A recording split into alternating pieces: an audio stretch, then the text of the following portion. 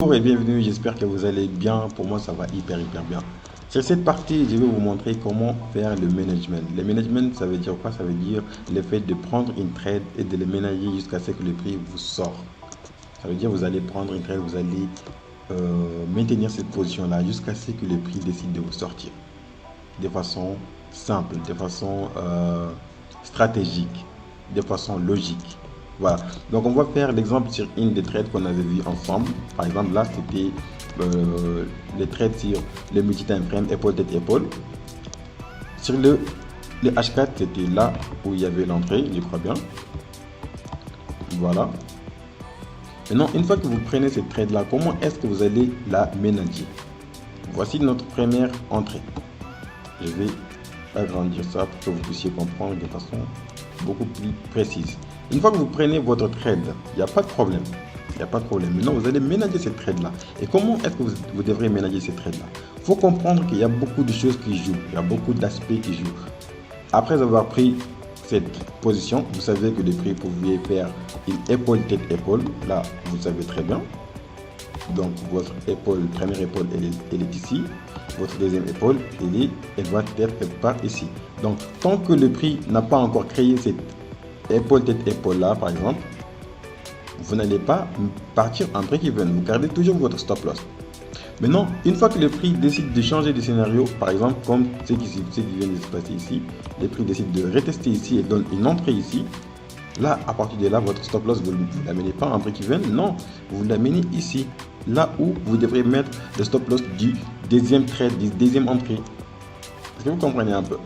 Maintenant, une fois que le prix, elle continue de faire ses mouvements, par exemple, une fois que le prix casse cette zone-là encore, ici, vous allez mettre maintenant votre stop loss à la place du troisième entrée. Donc, votre trade, vous aurez une trade un peu comme ça. Ça veut dire que déjà, vous avez sécurisé en sur 3. Vous avez sécurisé 3% de votre trade. Une fois que le prix casse cette pattern-là, la pattern complète, qui est cette pattern-là, là, vous allez devoir déplacer votre stop loss encore un peu plus en profondeur, par exemple, les mettre sur la zone de résistance et vous allez laisser totalement le prix continuer parce que le prix, elle ne va pas partir comme ça directement. Elle va faire une sorte de structure pour pouvoir continuer, quelque chose qui va supporter les prix, par exemple, un peu comme ça. Et vous voyez, donc le prix crée une autre structure, elle vient casser cette zone-là encore.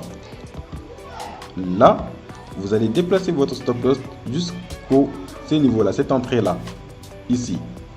Vous voyez, c'est là où vous allez mettre votre stop loss maintenant. Une fois que le prix décide de sortir de cette zone-là, votre stop loss, vous pouvez la garder ici. Maintenant que le prix crée une autre structure, là, on a une structure de combination. Le stop loss, vous la déplacez encore une fois que le prix sort de cette zone-là totalement. Vous mettez votre stop loss un peu plus en bas ici pour sécuriser. Et là, si vous êtes satisfait, vous sortez, vous fermez votre trade ou encore vous laissez que le prix, elle vous sort automatiquement.